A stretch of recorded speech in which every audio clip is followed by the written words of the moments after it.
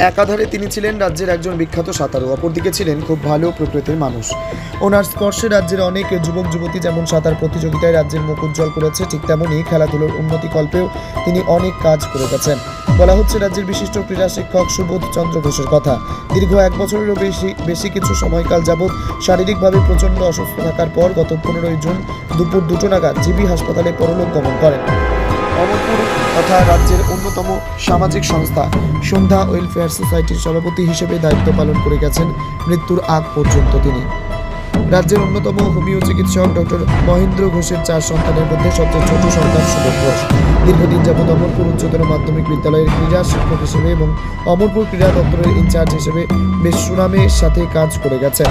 প্রসঙ্গত উল্লেখ্য যে স্বর্গীয় সুবোধ ঘোষ ছিলেন এমন একজন ব্যক্তিত্ব যিনি 7 দিন 7 রাত অমরপুরের ঐতিহ্যবাহী দিঘি অমর সাগরে এক নাগারে সাঁতার কেটে মহকুমাবাসী তথা রাজ্যবাসীকে লাগান। তাছাড়াও গঙ্গাবক্ষে অনুষ্ঠিত সাঁতার প্রতিযোগিতায় প্রথম স্থান দখল করে রাজ্যের মুখ উজ্জ্বল করেছিলেন। আজীবন বামপন্থায় বিশ্বাসী সুবোধ ঘোষ মাত্র 73 বছর বয়সে মৃত্যুকালে স্ত্রী সন্ধ্যা ঘোষ, 2 পুত্র সুরজিৎ ও শিক্ষক ডক্টর প্রসেনজিৎ ঘোষ, 2 পুত্রবধূ নাতি সহ অনেক গুণমুগ্ধ ব্যক্তিকে রেখে গেছেন। ওনার প্রয়াণে অমরপুর মহকুমার ক্রীড়া জগতে যে এক অপূরণীয় ক্ষতি হয়ে গেল তার বলার অপেক্ষা রাখে না।